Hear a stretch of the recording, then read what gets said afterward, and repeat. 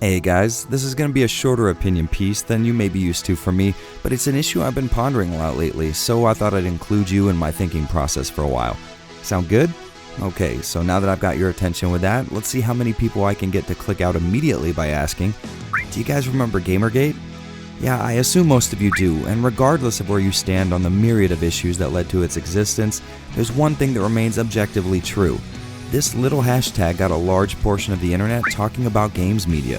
Whether it was to defend it or decry it, people all over the world were weighing in on a subject that, despite its importance to gaming, never really got this kind of attention before. Now, it is worth mentioning there were small controversies like Jeff Gershman's termination from GameSpot, but these issues often disappeared as quick as they arrived. Love it or hate it, Gamergate was a catalyst for a lot of important conversations, and a lot of fucking ridiculous ones. In my oh-so-humble opinion, one of the more eye-opening realizations to come from this was represented perfectly in a Twitter thread I recently just kind of stumbled upon. It seems like one of Eric Bailey's readers didn't like his personal politics coloring his opinion of a game he reviewed. And this situation brings up a really good question.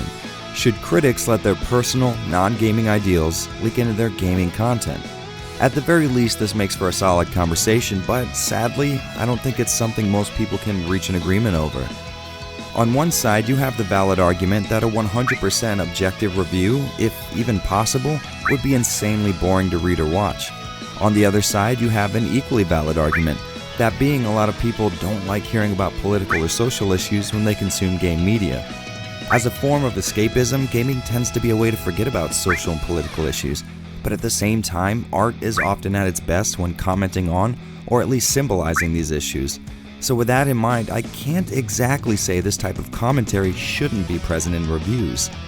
People have the right to express themselves as they see fit, and one of the most important parts of having that belief is supporting people who take advantage of it. That also being said, I do feel like too much of your subjective feelings showing in a review can be poor form.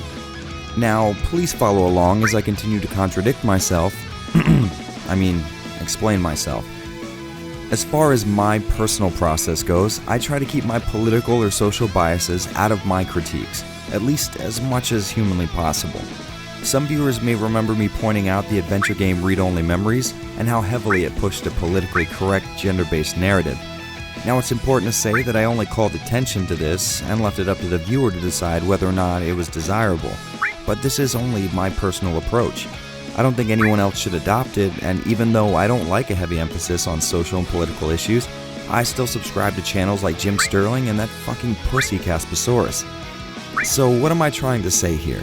Well, I guess keep in mind that content creators should be allowed to express themselves and maybe be a little lenient. By all means, voice your disagreements, but keep in mind the best way to win an argument is to know your intellectual opponent's side of the matter. There's an inherent value in hearing opinions that don't align with yours, and worst case scenario, just don't consume their content. And before we close, I do want to make it clear that neither Eric nor his detractor was necessarily in the wrong here. Eric expressed an opinion, and this guy let him know that he didn't like it. And when you think about it, that's kind of how things are supposed to work. So at this point, you're probably wondering why I just described two sides of a coin yet failed to land on either. Well, this series tends to be more of a thought exercise for me, and as is the case with most of my thoughts, a concrete answer rarely ever shows itself. But I am interested in hearing your thoughts on the matter. Should these type of views make it into games media? Is there some type of limit or line that shouldn't be crossed? Let me know in the comments, or get at me on Twitter. This is a weird issue, and I'm not exactly sure there is a right answer, but it definitely makes for an interesting conversation. And in the end, the sexier you are, the more freedom you deserve. Hey guys, thanks for checking out another Talking Points video. Please feel free to watch another one where I will undoubtedly go against everything I just said. And maybe while you're doing that, check out my Patreon, or click like or subscribe, or literally any one of those things in any order you want. We're all about freedom here.